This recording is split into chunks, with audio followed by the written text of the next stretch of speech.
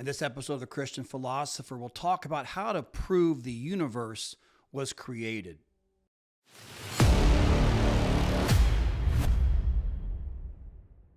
Welcome back, everyone. Scott Sullivan here from the Aquinas School of Theology and Philosophy. Today, we're going to start a new series of videos on how to prove the universe was created. And what I'm talking about here is I want to look at some of these old arguments. These arguments from the history of philosophy that show, at least successfully to my mind, that it's impossible for the world to have always existed. You know how you can say, well, hey, where did all this come from? The stars and the planets, where did it all come from? And the answer might be, well, it didn't come from anything. It's just always been here. We've always had stars and planets and matter and atoms, and it's always been in motion.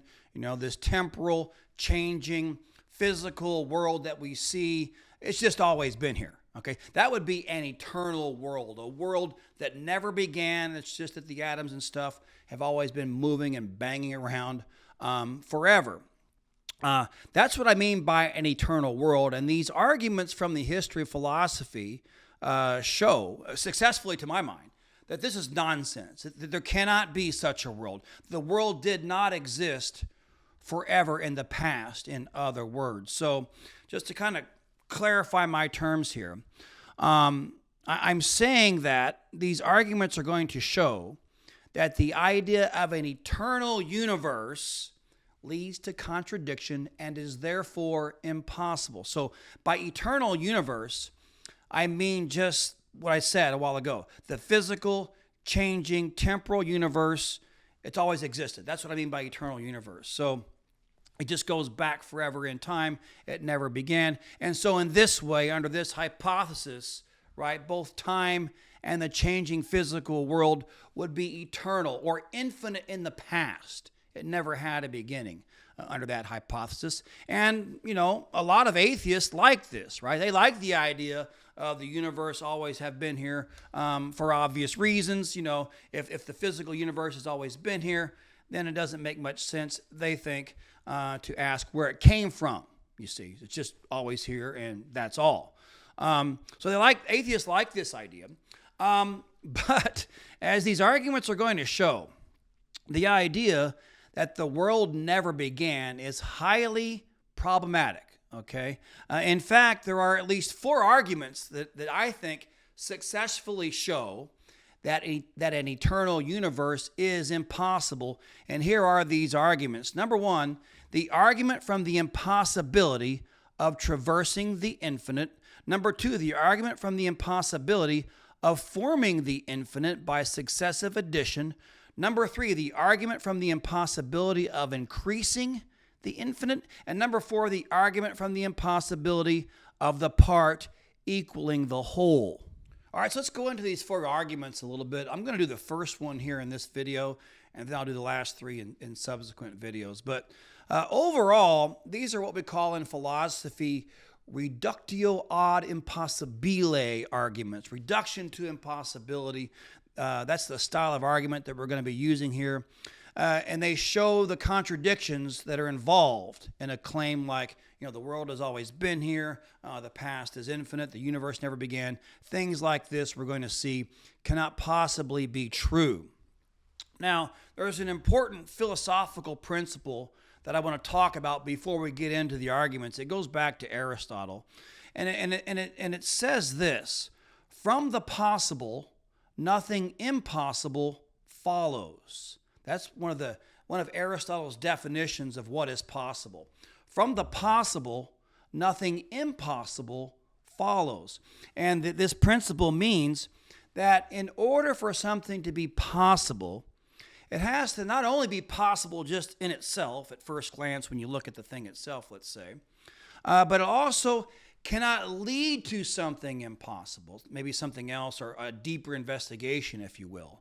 So in short, if something is possible, then it cannot entail something else that is impossible. Now, I think this principle from Aristotle is obviously true, and I'm going to be using that here in this series of arguments. And so what this means is that if an eternal universe is possible, then an eternal universe cannot entail something that is impossible. You see what I mean? If this idea that the world has always been here, if that's going to be possible, then it can't lead to some contradiction. It can't lead to something that is impossible, let's say. But we're going to see that there are good reasons to think that it does just that the idea that the world has always been here does in fact lead to something that is impossible. All right, so let's look at the first argument. The first argument is called the argument from the impossibility of traversing the infinite. So that's what we're talking about. And if you don't know what that word means, traversing, it's just a fancy word for going through something. So in philosophy, we say we traverse something when we go through it. So if I traverse the road to my job, that just means I go down the road. You know, I traverse the road. We can traverse distance and we can traverse time. So we all traverse the time of our lives in the sense that we go through that time. You know, I'm born here and I die here, and I traverse that time in my life. So the idea of traversing in philosophy just means to go through something, okay? So on this hypothesis that the world never began, that means the past time is infinite, right? How far back does time go? Well, it doesn't have a beginning. It's infinite. It has no beginning to it. It goes on forever.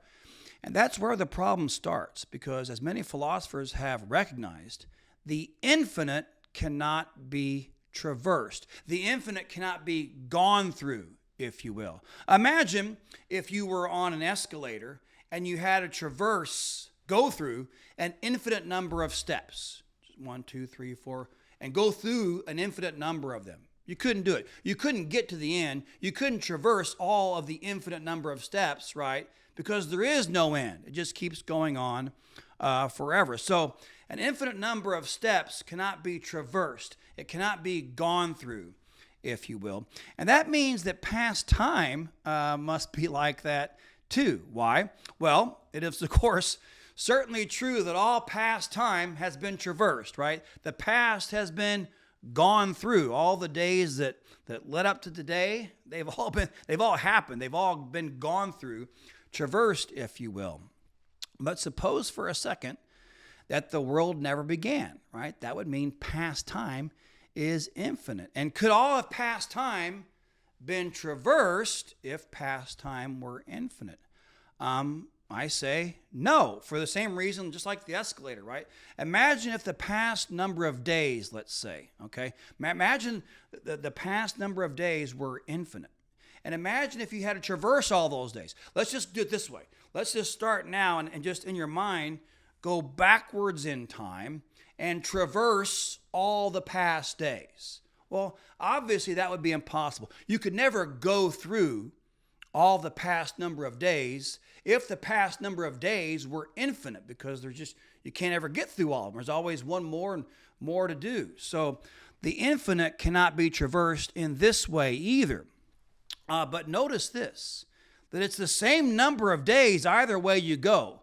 Whether I start now and go back through, backwards in time through all the past days, or coming forward through all the past days, the number of past days doesn't change. It's infinite in either direction. So if you can't go through an infinite number of days going backwards, you wouldn't be able to go through an infinite number of days coming forwards either. So this idea that the past is infinite, it entails an impossibility. Why? Because it entails this contradiction, and this is an important, I think, way to state it. The contradiction is this: that which has been traversed is that which cannot be traversed. Think about that for a second. To say that past time is infinite is to entail this contradiction.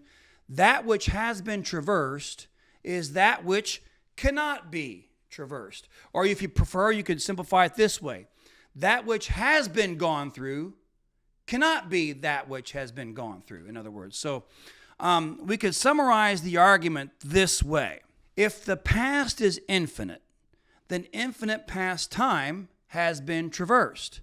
But infinite past time cannot be traversed, therefore the past is not infinite. All right, so that argument is logically valid, meaning that if the premises are true, the conclusion has to be true. First premise, obviously true.